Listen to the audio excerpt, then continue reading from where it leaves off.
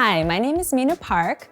With my husband Kwang, we are the co-owners of Baru Restaurant and Shiku Restaurant in Los Angeles. This is Cook With Us for Well+Good, and today we'll be making winter doenjang stew. Doenjang-jjigae, or doenjang stew, is a very classic Korean dish. So this is our simple version using a lot of seasonal root vegetables and, of course, doenjang. Doenjang is fermented soybean paste, so you can think of it kind of like the Korean version of miso, which you may be more familiar with. But doenjang has a much earthier, I think, deeper flavor. It's maybe more akin to red miso. It's very aged. So ideally, you want a doenjang that's been aged for at least 3 years. So the first step that we have for the stew is to make a dashi broth. This is a vegan dish. So for the dashi, we're gonna be using 2 dried shiitake mushrooms. Quality matters, so if you can find really high quality dried shiitake, the flavor and the fragrance will be so much richer. First, we'll boil the water actually. So I have about 1.2 liters of water here. And then I'll add the shiitake mushrooms. And then also this is, in Korean we call this dashima. You can also call it kombu, which is the Japanese word, or dried kelp. What you can see here is this kind of white powder on the kelp. Do not wash this off. This is actually where all the umami is from being dried. And so this is where the flavor comes from. So the more white, actually, the better. So I'll put this in. We need to bring the water to a boil with the shiitake and the kelp. And once it's up to a boil, we will remove the dashima or the kelp. If you leave it in, the broth becomes a little bit bitter. So once it's to a boil, we'll take it out. And you can, of course, save the kelp, which will be reconstituted. You can chop it up very finely, turn it into like a nice salad with some sesame oil and some garlic or other seasonings. Don't throw away the cooked kelp, definitely. So we will let this boil.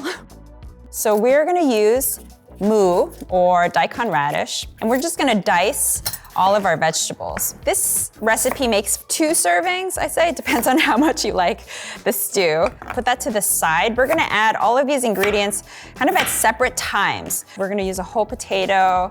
I like to use a nice floury potato. So this is a very easy dish to make, except for you do need to watch the cook times for the different vegetables. So the mu will take a certain amount of time. The potatoes obviously take a bit longer than the fresh vegetables. So we're gonna add them one by one in a sequence. And the sequence, you're gonna have to check the potatoes, especially for doneness, so everything is cooked perfectly at the end. The last vegetables to go in will be, the fresh greens and the green onion. So I'm putting them in separate bowls because we will add them separately. Onion, again, we'll dice it. This is a very large onion. We're only gonna use about 1/4 of it. All right, make sure the shiitake is submerged so that it reconstitutes properly. I'm also gonna prep the green onion. You can chop it, but I actually like to cut it into about 2-inch lengths.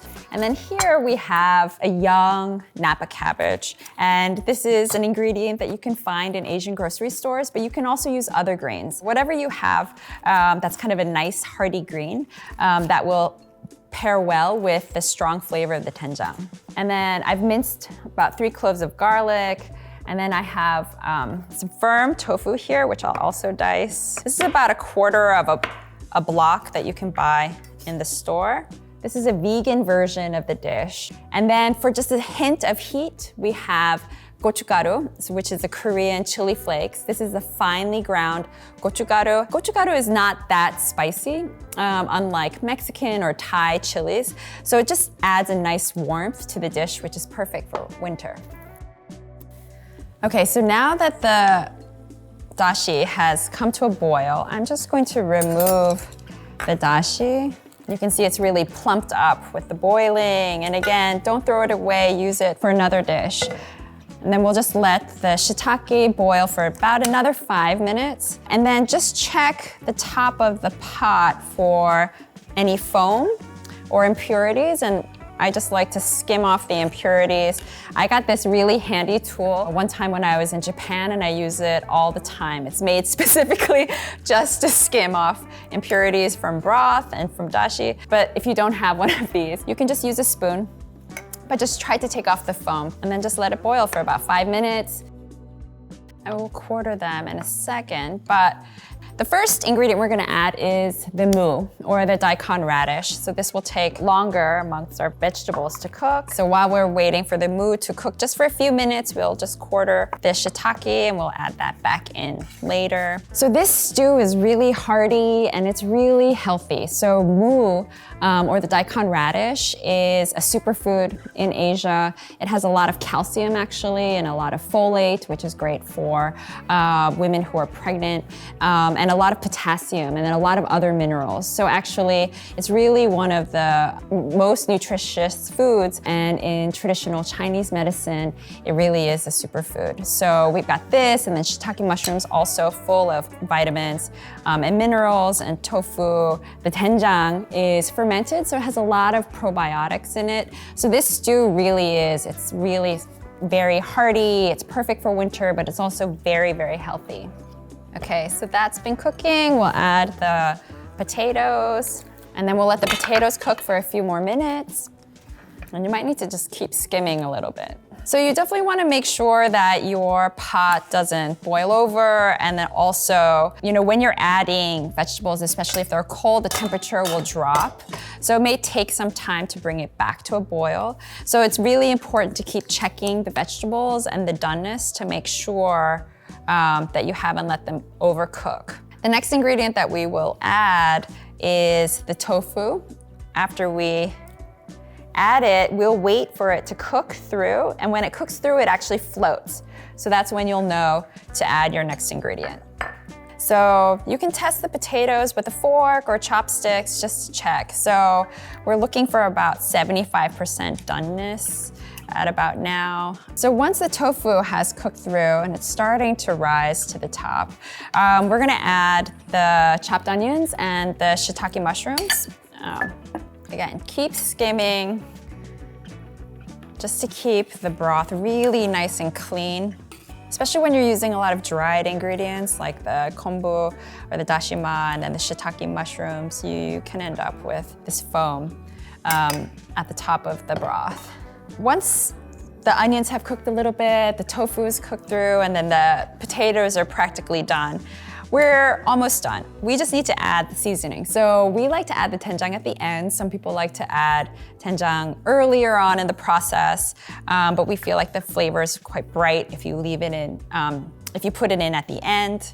So here, this is about 3 generous tablespoons of doenjang. Just mix it through. For some people who really want a very fine broth, you can actually put the doenjang through a fine mesh strainer. I personally like to keep kind of the roughness of the doenjang. It just keeps it earthy, and that's the way we had it at home. Add the garlic. And then just for a bit of heat at the end, it really rounds out the flavor of this stew. We're gonna add the gochugaru. And then again, just make sure that's simmering through for a little bit. And then at this stage, you really want to check again the doneness of your vegetables. And then I'll add the green onions. There are just a lot of aromatics in this dish. It really sort of balances out the saltiness and the umami. When you feel like everything is done, at the very end, you can add your greens. We add them at the very end just so they maintain their freshness and a little bit of crispness and they don't get overly cooked. Right now, it's really light. Again, this is a dish that tomorrow it will taste even better. Like any stew, the flavors really kind of fill out. And so it's nice and refreshing and healthy now, and then tomorrow will be nice and hearty. So here you have our winter doenjang stew, a nice hearty and healthy dish that's perfect for the cold winter months. We hope you enjoy. Thanks for watching. You can find the recipe in the description below, and don't forget to subscribe to Well+Good.